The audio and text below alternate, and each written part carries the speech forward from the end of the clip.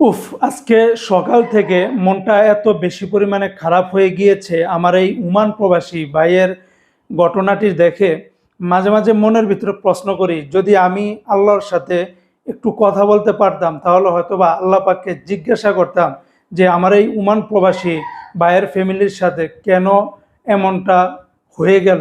সত্যি মানে এটা ভাবতে মানে কতটা যে কষ্টকর, মানে কতটা যে বেদনাদায়ক সেটা কল্পনারও বাহিরে। কিন্তু সেই ওমান প্রবাসীদের সাথে এমনটাই কিন্তু হয়ে গেছে। বন্ধুরা, বিস্তারিত ঘটনা আপনারা ইতিমধ্যে সবাই জেনে গেছেন যে এই একজন, শুধুমাত্র একজন ওমান প্রবাসীকে এয়ারপোর্ট থেকে রিসিভ করে দেশে আনার জন্য তার গোটা ফ্যামিলি, তার ছেলে সন্তান, স্ত্রী, তার মা, তার নানি, তার ভাই, তার মানে ভাইয়ের ওয়াইফ সবাই কিন্তু গিয়েছে তাকে রিসিভ করার জন্য।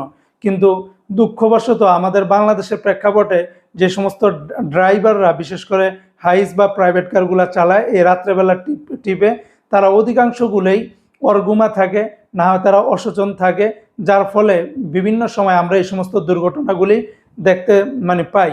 এখন ওই ড্রাইভারের ভুলের কারণে আজকে এই ঘটনাটি ঘটেছে এবং আমরা সকল প্রবাসীরা অত্যন্ত শোকাহত, মর্মাহত। আমরা সকল প্রবাসী ভাই সেই ভাইয়ের জন্য দোয়া করবো, আল্লাহ পাক যেন তাকে অসংখ্য ধৈর্য দেয়, যেন এই মানে ইয়াটাকে সহ্য করার, জানি এটা কখনো সহ্য হবে না, মানে কখনো তার ভিতরে সেই জানি না ধৈর্য হবে কি না, কিন্তু এটা অত্যন্ত কষ্টদায়ক একটা বিষয়। আল্লাহ পাক যেন তাকে সেই ধৈর্য ধারণ করার সে তৌফিক দান করেন। কিন্তু সাথে সাথে এই ড্রাইভারেরও যেন বিচার অতি দ্রুত যেন বিচার হয় এবং তার যেন অতি দ্রুত এদেরকে জীবন দেওয়ার কারণে তার যেন অতি দ্রুত ফাঁসি হয়, এটাই আমরা সবাই কামনা করি।